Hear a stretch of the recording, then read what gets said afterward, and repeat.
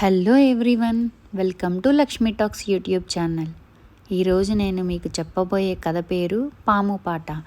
మరి ఈ వీడియోని స్కిప్ చేయకుండా వినండి. మేము కచేరీ నుంచి సంతృప్తిగా బయటకు వచ్చాం. కచేరీ చాలా బాగుందని అనుకున్నాం. మాటకారిని మా మధ్య చూసే వరకు అలాగే అనుకుంటూ ఉన్నాం.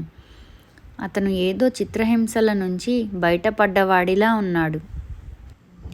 మేము అతని కేసి చికాగ్గా చూస్తూ అన్నాం, బహుశా దక్షిణ భారతదేశంలో సంగీతం 100 ఏళ్ల క్రితమే చచ్చిపోయిందనుకునే రకం అనుకుంటా నువ్వు. లేక ప్రాచీన సంగీత కళాకారులతో చెట్టాపట్టాలేసుకు తిరిగావా? అందుకే నీలాంటి వాళ్ళు ఆధునిక సంగీతం అంతా చెత్త, చిన్నపిల్లలాట అంటారు కదూ. లేక నువ్వు ప్రతి పాటను అణువణువు విడగొట్టి సిద్ధాంతాలు చేసే మేధావి వర్గానికి చెందినవాడివా? అవేవీ కావు అన్నాడు ఆ మాటకారి. నేను చాలా మామూలు విషయాలు చెప్పేవాడిని. కానీ నేనేం చెప్తున్నానో నాకు తెలుసు. నాకు సంగీతం అంటే ఏమిటో తెలుసు. బహుశా ఇక్కడున్న వాళ్ళందరికంటే ఎక్కువ. అందుకే సంగీతం పట్ల అభిరుచి ఎంతగా దిగజారిపోయిందా అని బాధపడుతున్నాను. అతని మాటలు అయిష్టం కలిగించినట్లు మా మౌనం ద్వారా, మాలో మేం మాట్లాడుకోవడం ద్వారా వ్యక్తం చేశాం. కానీ అతను రోజంతా మా వెంటే తిరుగుతున్నాడు, అవిరామంగా మాట్లాడుతూ. అందువల్ల అతన్ని వెనక తప్పలేదు మాకు. నన్ను ఇప్పుడు చూస్తే బహుశా నేను రైతులకు రసాయన ఎరువులు అమ్మడం తప్ప మరే కళాత్మక పని చేయలేనని మీరు అనుకోవచ్చు. కానీ ఒకప్పుడు నేను సంగీతవేత్తను కావాలని కలలు కన్నాను. దాదాపు అయ్యాను కూడా. ఇదంతా చాలా ఏళ్ల కింద జరిగింది. అప్పట్లో నేను మాల్గుడికి 80 కిలోమీటర్ల దూరంలో ఉన్న కుంభం గ్రామంలో ఉండేవాణ్ణి. అక్కడ ఒక గొప్ప సంగీత విద్వాంసుడు ఉండేవాడు. ఆయన వేణువు వాయిస్తే పల్లెలోని గోవులన్నీ ఆయన వెంట వెళ్ళేవని చెప్పుకునేవారు. బహుశా అతను ఈ శతాబ్దిలోనే అతిపెద్ద వేణువాద్య నిపుణుడై ఉంటాడు. కానీ అజ్ఞాతంలో ఉండడంలోనే తృప్తి పడేవాడు. ఆ పల్లె దాటి ఎవరికీ అతను తెలీదు. గ్రామ దేవాలయంలో మాత్రమే కచేరీలిచ్చేవాడు. తన పిత్రార్జితమైన భూముల నుండి వచ్చే ఆదాయంతో జీవించేవాడు. నేను ఆయన బట్టలు ఉతికేవాణ్ణి, ఇల్లు ఊడ్చేవాణ్ణి, బయటి పనులు చేసేవాణ్ణి, అతని ఖర్చు లెక్కలు రాసేవాణ్ణి. అతనికి ఎప్పుడైనా మనసైతే నాకు సంగీతం నేర్పేవాడు.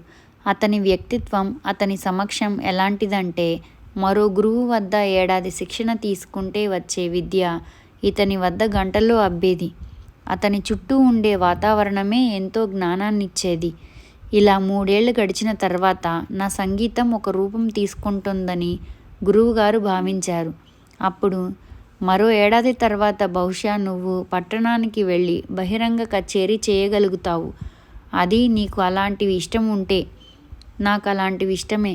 గురువుగారిలా అజ్ఞాతంగా ఉండిపోవాలని అనుకునే రకం కాదు నేను. నాకు సంపద, కీర్తి కావాలి. నేను మద్రాసు వెళ్ళి సంగీతోత్సవాల్లో కచేరీ చేయాలని కలలు కనేవాణ్ణి. నా పేరు అన్ని జిల్లాల్లోనూ మార్మోగిపోవాలి. నా వెదురుతో చేసిన వేణువు నాకు సరికొత్త ప్రపంచ ద్వారాలు తెరుస్తుందని నా ఆశ. ఆ వీధిలో చివర ఉన్న ఆ పెంకుటింట్లో నేను ఉండేవాణ్ణి. రాత్రంతా మేలుకొని సంగీత సాధన చేయడం నాకు అలవాటు. ఒక రాత్రి నేను భైరవి రాగ సాధనలో నిమగ్నమై ఉండగా తలుపు తట్టిన శబ్దం వచ్చింది. నేను విసుగ్గా అడిగాను, ఎవరది? నేను సాధువుని, భిక్షం కోసం వచ్చాను. ఈ వేళలోనా? పో, ఇలా అన్ని వేళల్లోనూ జనాన్ని విసిగించకు. కానీ ఆకలికి వేళ తెలియదు కదా. పో, నా దగ్గర ఏమీ లేదు. నేనే మా గురువుగారి దయ మీద బతుకుతున్నవాడిని. కనీసం ఒక నాణెమో, ఒక మంచి మాటో ఈ సాధువుకు ఇవ్వలేవా? ఇతను కాశీ రామేశ్వరం చూసినవాడు. నోర్ముయ్ అని అరిచి తలుపుకేసి కోపంగా చూసి మళ్ళీ భైరవి రాగాలాపనలో పడ్డాను. 15 నిమిషాల తర్వాత మళ్ళీ తలుపు మీద శబ్దాలు వినవచ్చాయి. నాకు కోపం కట్టలు తెంచుకుంది. నీకు బుద్ధి లేదా? ఎందుకు నన్ను విసిగిస్తావు? నువ్వు అద్భుతంగా వాయిస్తావు. నన్ను లోపలికి రానివ్వవు. నా కడుపుకు అన్నం పెట్టకపోతే పోని, నీ సంగీతం వినే అవకాశాన్ని నిరాకరించకు. నేను సాధన చేసేటప్పుడు ఎవరూ ఉండడం ఇష్టం లేదు. ఇతను ఇలా మాటిమాటికి నన్ను విసిగించడం కోపం తెప్పించింది. అక్కడ నించొని నాతో వాదించకు. నువ్వు వెంటనే వెళ్ళకపోతే నేను తలుపు తీసి నిన్ను తోసేస్తాను. అయ్యో, దయమాలిన మాటలు. నువ్వు నన్ను తోయనక్కర్లేదు, నేనే వెళ్తాను. కానీ ఒక్కటి గుర్తుపెట్టుకో, నీ సంగీతానికి ఇదే చివరి రోజు. రేపు నీ వేణువును ఏ ఎండు ఖర్జూరం ముక్కల కోసమో అమ్మేసుకుంటావు. నాకు అతని చేతికర్ర శబ్దాలు మెట్లు దిగుతున్నట్టుగా వినిపించాయి.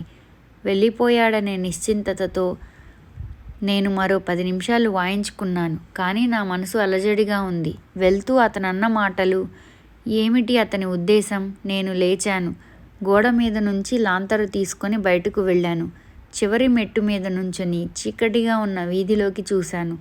తిరిగి వచ్చి లాంతరు గోడకు తగిలించి తలుపు సగం తెరిచి కూర్చున్నాను. గోడ మీద ఉన్న దేవుడి పటాలకేసి చూస్తూ నేను చూడని ఆ సన్యాసి బెదిరింపుల నుంచి నన్ను రక్షించమని ప్రార్థించాను. మళ్ళీ నా సంగీత సాధనలో పడిపోయాను. క్రమంగా నా వేణువు నుంచి వచ్చే సంగీతం నా ఒంటరి పెంకుటింటిని సమూలంగా మార్చేసింది. నేనిప్పుడు వెదురు వేణువును ఊదే ఒక మామూలు మనిషిని కాను. నేను దేవతల్లో దేవతను. గోడ మీద లాంతరు ఒక భగవంతుడి ప్రసాదాన్ని వెలిగించే దేదీప్యమానమైన నక్షత్రం. అలా పాడుతూ పున్నాగవరాళిలో పాము పాటను ఆలపిస్తున్నాను. సర్పం నా కళ్ళ ఎదుట వైభవోపేతమైన రూపంలో కనిపిస్తోంది. పాము తలమీది విషం కూడా వెలిగిపోతోంది.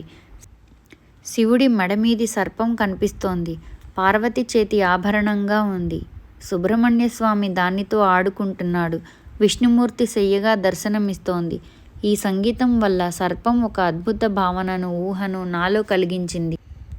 ఇలా సాధనలో ఉండగా ఆకస్మికంగా తలుపు దగ్గర నల్లటి త్రాచుపాము దర్శనమిచ్చింది. అది తన పడగ విప్పి ఆనంద పారవస్యంలో నాట్యం చేస్తోంది. నేను పాట ఆపి నేను నిజంగా మెలకువగానే ఉన్నానో లేదో అని కళ్ళు నులిమి మళ్ళీ చూశాను. అయితే నేను పాట ఆపిన క్షణం త్రాచు నాకేసి ఒక చూపు విసిరి ముందుకు రాసాగింది. నా జీవితంలో ఎన్నడూ అంత నల్లని, అంత పొడుగాటి త్రాచును నేను చూడలేదు.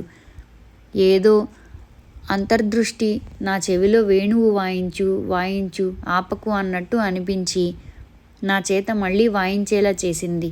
అప్పటికీ నాకు పాము 3 అడుగుల దూరంలో ఉంది. తన శరీరాన్ని కొంచెం పైకెత్తి తల నెమ్మదిగా విసిరింది. తర్వాత తన చూపులు నా మీద నిలిపి ఏమాత్రం కదలికలు లేకుండా సంగీతం వింటూ ఉంది. ఎంత నిశ్చలంగా ఉందంటే ఏదో నల్లరాతి సర్ప శిల్పంలా ఉంది. నేనలా త్రాచును చూస్తూ దాని దర్పం చూసి ముచ్చటపడుతూ దీన్ని తన శిరోజాలలో బంధించాలని ఏ దేవుడు మాత్రం ఆశించడు అనుకుంటూ అదే రాగం 3 సార్లు ఆలపించి తర్వాత మరో పాట అందుకున్నాను. త్రాచు చటుక్కున తల తిప్పి నా కేసి చూసి ఏమిటి చెత్త అన్నట్టు బుసకొట్టింది. చిన్నగా కదిలింది. నేను వెంటనే పాత పాట అందుకున్నాను. అది మళ్ళీ శిల్పంలా అయిపోయింది. అలా నేను ఆ పాటను పదే పదే వాయించాను. అయితే ఒక పాట ఎంత మధురమైనదైనా అలా పదే పదే వాయిస్తే విసుగు వస్తుంది. పాటను మార్చడానికి 1-2 సార్లు ప్రయత్నించాను. అయితే ప్రతిసారి త్రాచు పాట మార్చగానే హెచ్చరిస్తున్నట్టు కదిలింది. నేను లేచి పరిగెత్తిపోవాలని విఫలయత్నం చేశాను. నేను లేవగానే పాము లేచి నన్ను కాటేయడానికి సిద్ధమైపోయింది. అలా ఆ రాత్రంతా అదే పాట వాయిస్తూనే ఉన్నాను. క్రమంగా తలనొప్పి ప్రారంభమైంది. ఊది ఊది బుగ్గలు నెప్పెడుతున్నాయి. బాగా అలసిపోయాను. నా ఊపిరి ఆగిపోతున్నట్టుంది.